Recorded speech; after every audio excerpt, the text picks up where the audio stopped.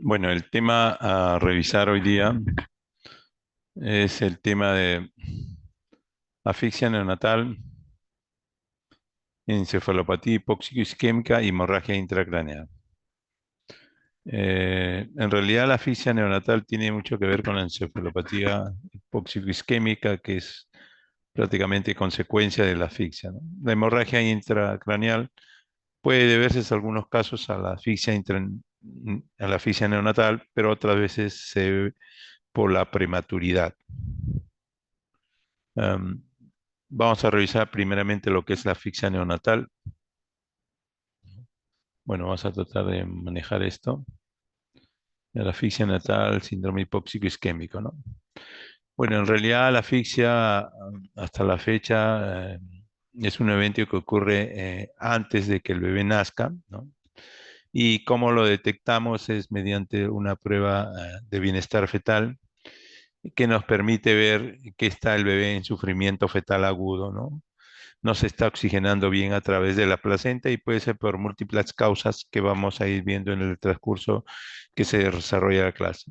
El 70% ocurre en el parto, en el proceso de parto, y 10% ocurre ya en el nacimiento, es decir, cuando el bebé ya está culminando el trabajo de parto. El evento que lo caracteriza es la disminución de aporte de oxígeno al feto o neonato. Esto a su vez va a provocar disminución de la frecuencia cardíaca fetal o neonatal y va a ocasionar un deterioro en intercambio de gases respiratorios, ¿no? Básicamente el oxígeno y CO2, ¿no? Al inicio se hizo un modelo animal, ¿no? Para ver cómo era que alteraba los diferentes o qué provocaba la asfixia, ¿no? Al inicio se hizo con monos macacus rhesus, y se le fueron asfixiando, ¿no? Prácticamente y vieron como son movimientos respiratorios que tenían iniciales, el gasping que le llamaban, después un periodo de apnea, luego otro de intento de seguir respirando y finalmente dejaban de respirar, ¿no? Este proceso ocurre en algunos casos como un evento intraparto, ¿no? Entonces nace el bebé, por más que intentemos reanimar, no se consigue buenos resultados al inicio, ¿no? Sino hasta llegar a la intubación, incluso vasopresores, aminavasopresores, ¿no? En realidad, el deterioro de insuficiencia de oxígeno no solamente va a alterar el sistema nervioso central, sino va a alterar otros órganos y tejidos que se van a comprometer, ¿no? Por supuesto que lo más notable es el sistema nervioso central, ya que tiene una característica importante, ¿no? Esta característica importante que a veces, una vez provocado el daño en el sistema nervioso central, ya no hay recuperación total al 100%, ¿no?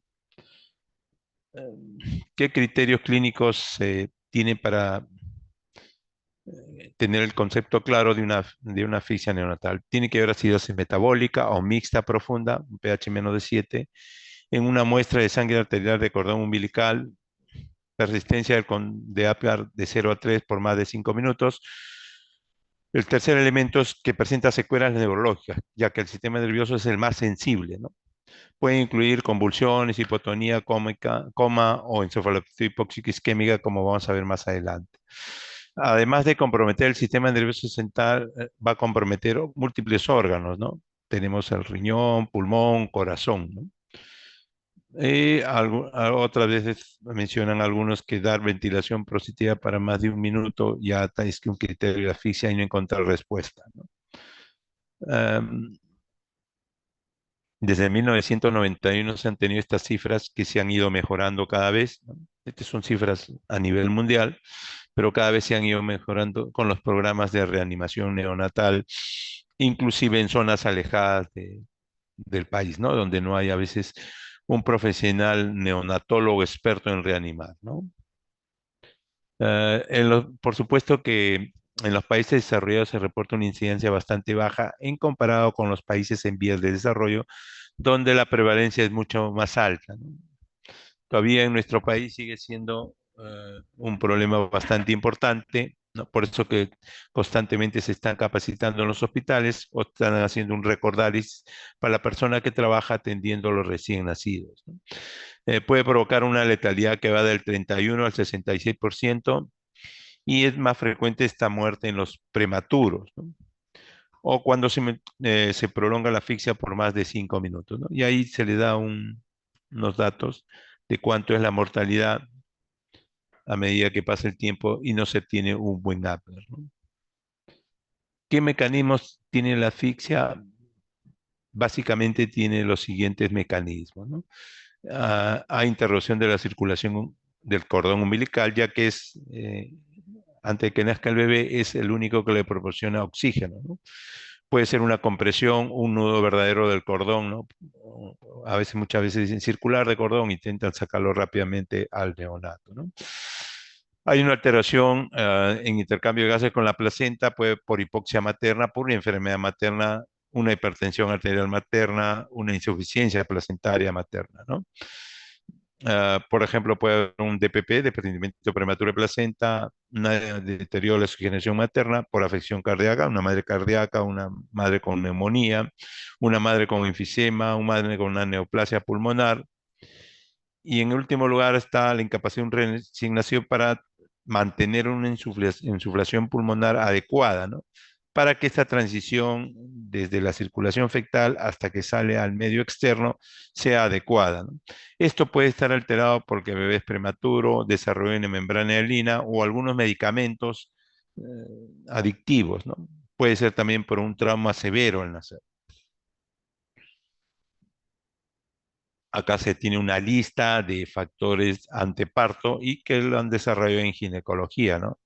Es obstetricia de alto riesgo que pueden dar alteraciones al momento de nacer y pueden provocar asfixia neonatal, ¿no? Estos son los factores de riesgo anteparto, antes del parto, factores o patologías que provocan intraparto, ¿no? Y tenemos acá un esquema donde más o menos qué es lo que ocurre, ¿no? Intraútero, ¿no? Tenemos en primer lugar las contracciones, disminuye el flujo uterino, disminuye la perfusión placentaria y hay alteración en el intercambio gaseoso, ¿no? No hay buen oxígeno, hay acidosis y aumenta el CO2, ¿no? Pero también puede hacer que en el momento del parto haya una asfixia neonatal y esto va a provocar estimulación simpática, ¿no? Y esta estimulación simpática hace una redistribución del llevar oxígeno a los órganos más sensibles de la economía humana, ¿no? El reflejo de buceo le llaman, ¿no? O sea, oxigena los elementos más importantes del cuerpo, ¿no? Pues esto puede llevar a una insuficiencia miocardia, va a disminuir el gasto cardíaco, bradicardia, hipoperfusión, isquemia, hipoglicemia, acidosis láctica y finalmente va a llevar a una asfixia celular, que es la más peligrosa, ¿no? La asfixia celular ya no llega oxígeno a la propia célula, ¿no? Y puede provocar muerte celular, ¿no?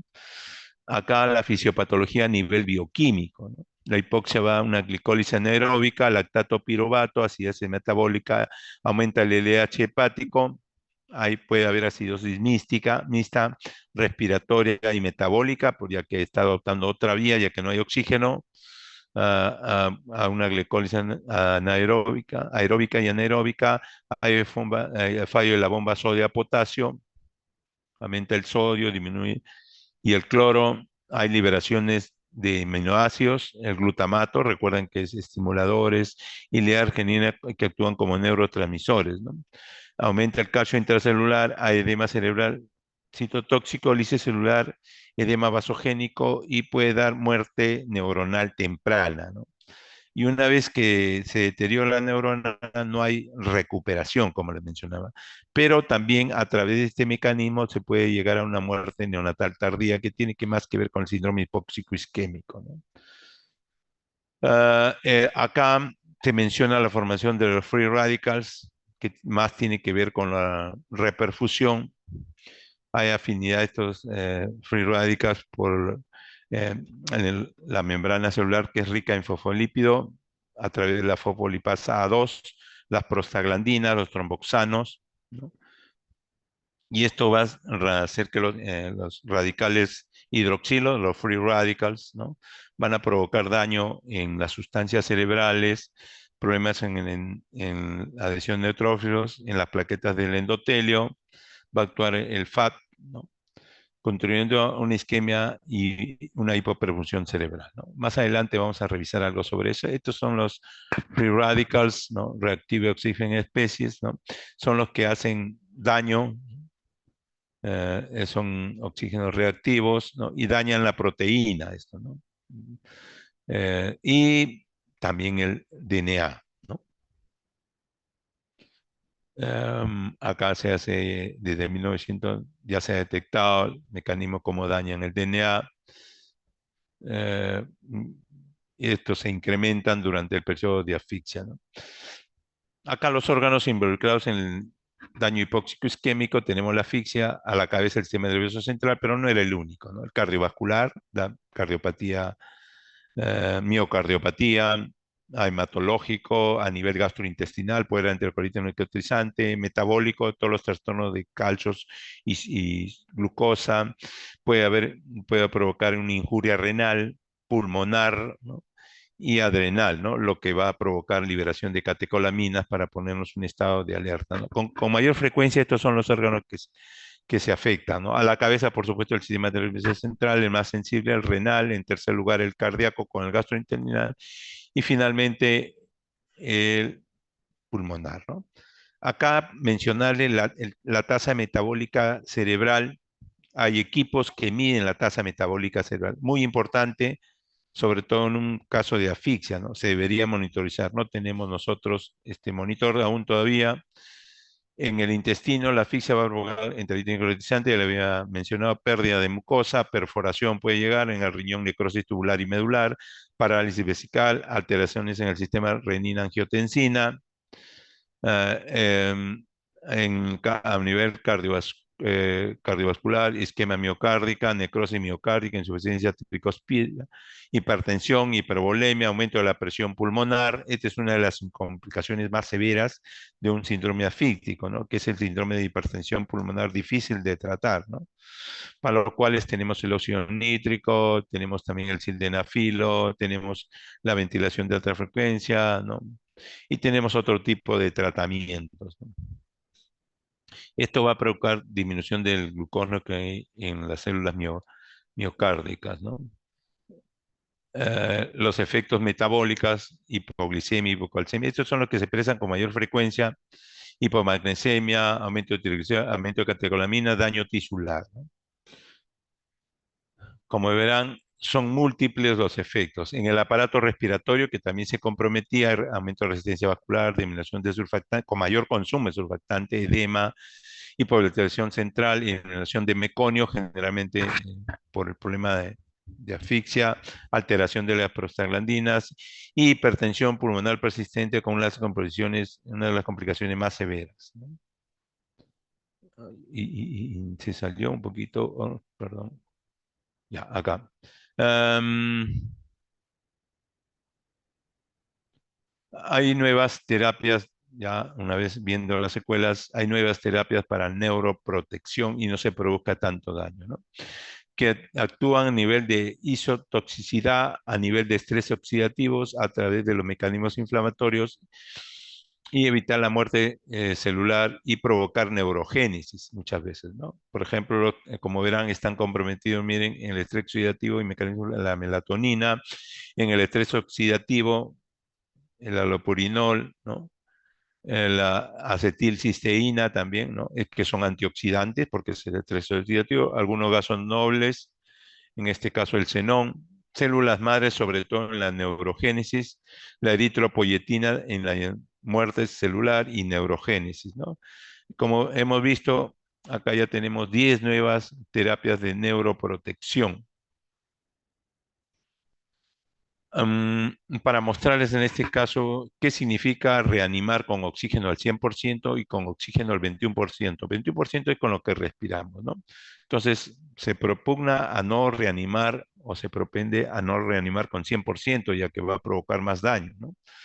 Em, entonces, se ha visto esto a través de medir las cicatrices bioquímicas en un metaanálisis, ¿no? Se vio que había menor mortalidad y menor riesgo, ¿no? Por lo tanto, se está propugnando eso, ¿no? O el segundo tratamiento también que se le da es la hipotermia al recién nacido, pero no se le va a enfriar todo el cuerpo que se le inicialmente, ¿no? Sino se le hace una hipotermia selectiva, ¿no? A nivel cerebral, ¿no? ¿Y con qué finalidad? Para bajar la tasa de metabolismo cerebral. Recuerden que habíamos mencionado, entonces no va a haber tantos requerimientos a nivel cerebral y no se va a provocar tanto daño, ¿no? Ese es el fundamento, ¿no? Anteriormente se hacía hipotermia a todo el cuerpo, pero ahora se le hace hipotermia selectiva para que enfríe todo el cuerpo, ¿no? Am, Efecto de la hipotermia sobre los mecanismos que habíamos hecho, sobre la excitotoxicidad, sobre el estrés excitativo, los mecanismos y sobre la muerte celular, ¿no? La hipotermia actúa sobre estos cuatro niveles, ¿no?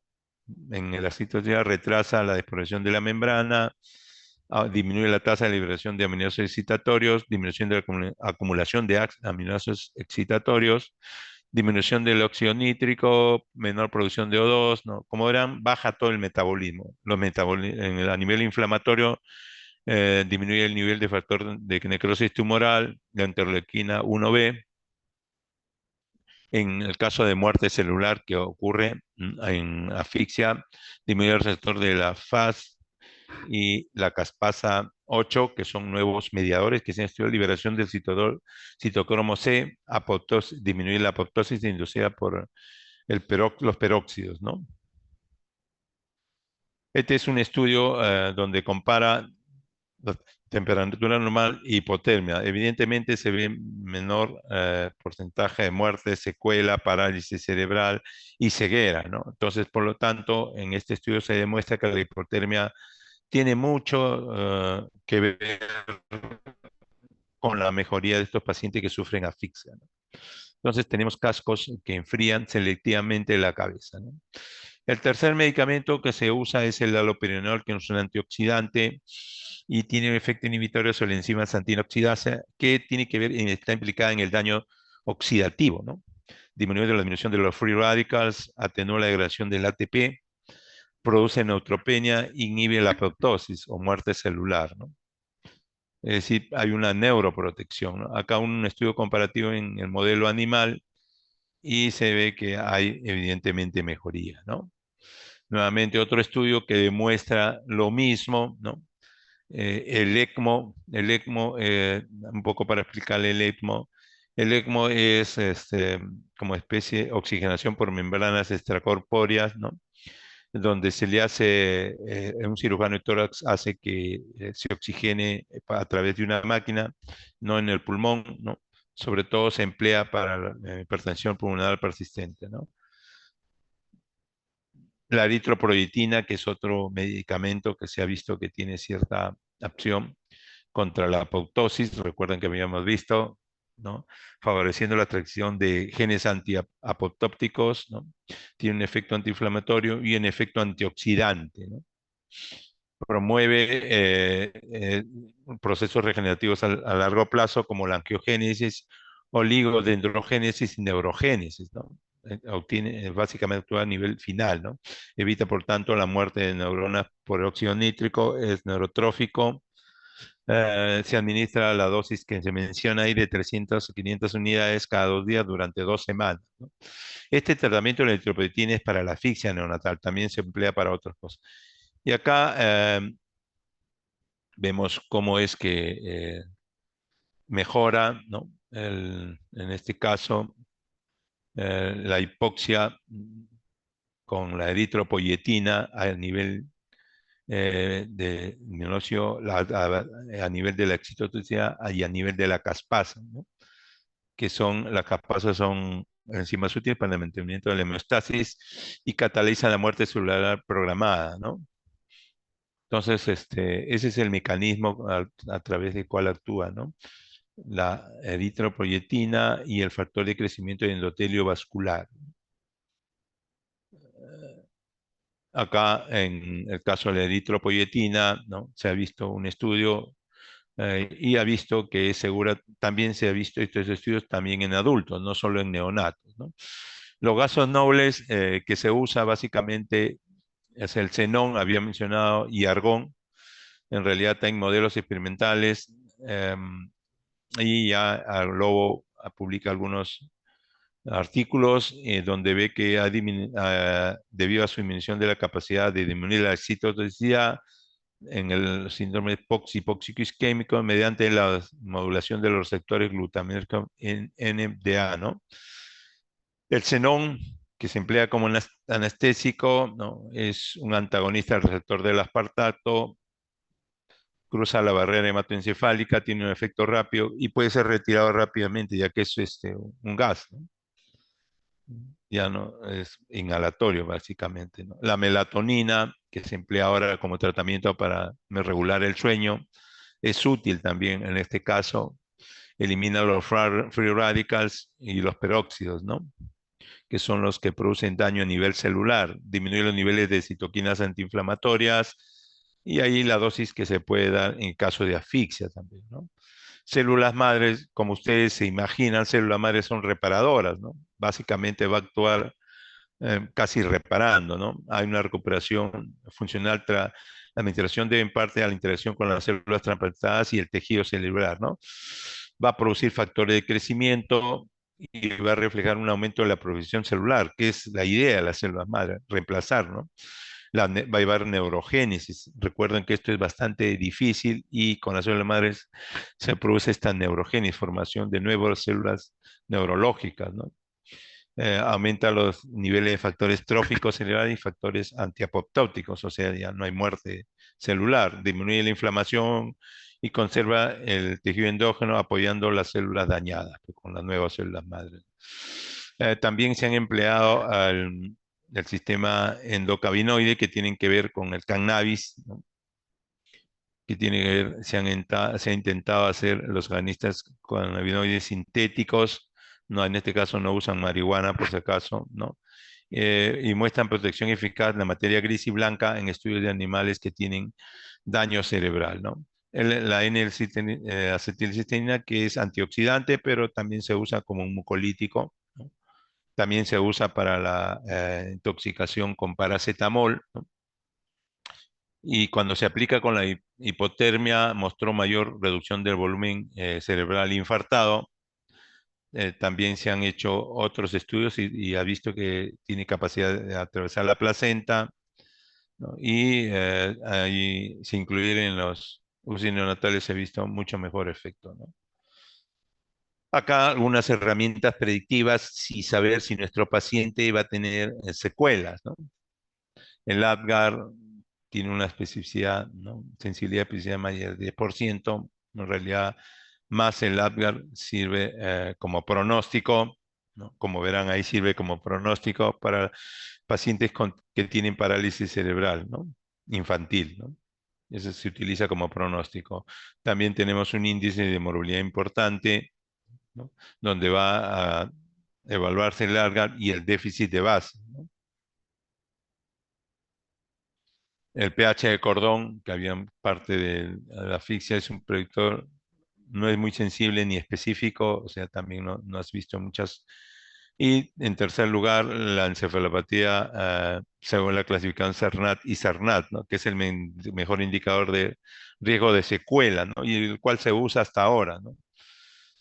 Este es el indicador de mal pronóstico. En resumen, haga menos de 3 a los 10 minutos, estadio 3 según la clasificación de CERNAT, convulsión de difícil tratamiento, signo de algunas anormalidades neurológicas la segunda semana, persistencia de hipodensidades en ecografía, tomografía con anomalías sugerentes de encefalomalacia, oliguria persistente por más de 3 días, ¿no? De 36 horas, ¿no? Luego veamos el síndrome hipóxico isquémico, ¿no? Se caracteriza por el nivel de conciencia disminuido, deteriorado, alteraciones en el tono muscular, alteraciones en los reflejos y a veces convulsiones, ¿no? Estas cuatro características son las más importantes, ¿no? Es un síndrome neurológico que aparece en el recién nacido inmediato al parto tras un episodio de asfixia neonatal. Esa es la definición, ¿no? La incidencia va a ir variando, ¿no? Y también tiene una fisiopatología bastante compleja, ¿no? A nivel mitocondrial, ¿no? Eh, Se ha visto que hay acumulación excesiva de glutamato, ¿no? Acumulación de K2, sodio y calcio, y va a desencadenar una despoblación de la membrana postsináptica con daño mitocondrial y producción de radicales libres y edema, ¿no? Esto también ocurre a nivel después de la asfixia, ¿no? La fisiopatología, como verán, tiene que ver con la energía, hipoxia cerebral, disminución del flujo, glucosa y ATP, ¿no? Y tiene que ver el glutamato, ¿no? Finalmente va el sodio y calcio intracelular, necrosis, ruptura y liberación de mediadores inflamatorios, ¿no? Bueno, no queremos introducirnos más en esta fisiopatología, pero sí tengan en cuenta que la sobreproducción de radicales libres tiene mucho que ver con el estrés oxidativo, la excitotoxicidad que habíamos revisado, hay daño neuronal por sobreestimular estos receptores, EMDA y AMPA, y inflamación a nivel cerebral, ¿no? ¿No? Y esto tenemos tres etapas, ¿no? Después de la injuria, la reperfusión, donde se produce el daño de las radicales libres, ¿no? Una fase latente, una fase secundaria y una fase terciaria, ¿no? La fase de reproducción, los primeros 30 minutos, en la latente y secundaria de 6 a 12 horas y más de 3 días hasta meses, la fase terciaria, ¿no? Ahí vamos a ver que cada uno tiene su característica, la fase aguda, ¿no? eh, Oxigenación, la fase latente, ¿no? Activación, hay activación de los mecanismos de daño a través de citotoxicidad, estrés oxidativo, mecanismos inflamatorios y muerte celular, ¿no? En la fase terciaria, ¿no? Esta es la fase primaria, la fase terciaria, ¿no? Esta es la hipóxico-isquémica y la fase terciaria va a persistir el daño y va a haber el problema de reparación y regeneración, ¿no? Ya prácticamente el tejido sistema nervioso cicatriza y no recupera la parte funcional. Por eso que quedan las secuelas, ¿no? La fase aguda, ¿no? Los primeros minutos, y acá lo que produce más daño es la reperfusión, ¿no? Hay fallo energético de sodio-potasio, ¿no? Y va a provocar muerte, ¿no? La fase latente, no vamos a introducirnos y tampoco voy a preguntar demasiado sobre esto, sino es para que tengan una idea de las fases que ocurre en el síndrome hipóxico isquémica. Lo que sí vamos a preguntar es un poco de clínica, ¿no? Hay una necrosis neuronal selectiva, compromete los hemisferios, daño en los moduladores respiratorios que puede provocar apnea, trastorno respiratorio, anormalidades hemisféricas, o vulvares, que puede provocar hipotonía, paresias faciales, disminuibilidad orofaringia, ¿no? Y esto, las características crónicas se expresan como parálisis cerebral, déficit en aprendizaje y convulsiones inclusive, ¿no? La otra característica de manera clínica es el estatus marmórico, básicamente tiene que ver con la coriatetosis, ¿no? Por daño a nivel de los ganglios basales y el tálamo, ¿no? Puede haber injuria cerebral parasital con compromiso de sustancia blanca, y ahí tiene que ver con la parálisis cerebral infantil, ¿no? Cuadriplegia espástica proximal, ¿no? Lesiones isquémicas focales y multifocales, hay leucomalacia periventricular, ya esto es secuela permanente, ¿no? Y los exámenes que se pueden solicitar es ecografía, ¿no? Tomografía, resonancia magnética para que el paciente no se irradie y electroencefalograma cuando haya problemas de funcionalidad. Este es el esquema del CERNAT clásico: 1, 2 y 3 severo, ¿no? Leve, 1, 2 moderado y 3 severo, ¿no? El leve provoca menos muerte, 1%, el CERNAT 2, 25 y 75% con CERNAT grave, ¿no? Esta es la forma moderada, que está igual a la forma leve y la forma grave, ¿no? Que también se describe en esta tablita, ¿no? Lo mismo, ¿no? La fase igual, las clasificaciones, y los signos de peor pronóstico en la encefalopatía, nuevamente el Algar, dos signos neurológicos por apneas, convulsiones y alteraciones en uno de los exámenes auxiliares. Finalmente, vamos a revisar lo que es hemorragia intraventricular rápidamente, ¿no? Según los grados, ¿no? Y van a ver que se asocia bastante a la prematuridad. El 75% ocurre en las primeras 12 de vidas y de 10 a 20% progresan a 24 a 48 horas. La ecografía es ideal para esto, ya que es menos invasivo, y vamos a ver que se presentan con relativa frecuencia, ¿no? El diagnóstico es clínico, un estudio ecográfico y un estudio de líquidos cefalorraquídeos para ver sangrado, ¿no? Luego vamos a clasificarlo según papil, que es el más común, puede haber según el compromiso, ¿no? Según el área que se compromete. Subependimaria, intraventricular sin dilatación, hemorrágica parenquimatosa, cuando ya compromete el parénquima cerebral, ¿no? Estos algunos aspectos en los prematuros, las arterias basales, el sistema venoso que ocurre en el prematuro, por lo tanto, es más riesgoso que desarrolle hemorragia intra o periventricular. Estos son estudios anatómicos ya de pacientes que se ven la hemorragia intraparenquimal, ¿no? La patogénesis, problemas intravasculares, vasculares y extravascular, ¿no? Que ocurren para esta hemorragia, ¿no? La clasificación nuevamente, otra clasificación del EVEN. Hay diferentes formas de clasificarlos. Cuando hay lesión, cuando hay dilatación ventricular, cuando hay lesión parenquimal. Y acá se ven las ecografías, hemorragia tipo 1, hemorragia tipo 2 y hemorragia tipo 3 y 4 cuando ya compromete el parénquima, como verán, ¿no? Las partes anatomopatológicas, ¿no? El paciente se va rápidamente deteriorando. El screening debe ser las primeras 24 horas, luego en tercera, quinto día y luego entre 10 a 14 días, ¿no? Esto es como se hace el screening con ecografía, ¿no? Nuevamente las secuelas, se ha visto prevención, ¿no? Con indometacina, ibuprofeno, paracetamol endovenoso, ¿no? Ese lo quería traer, no sé si tengan preguntas o dudas.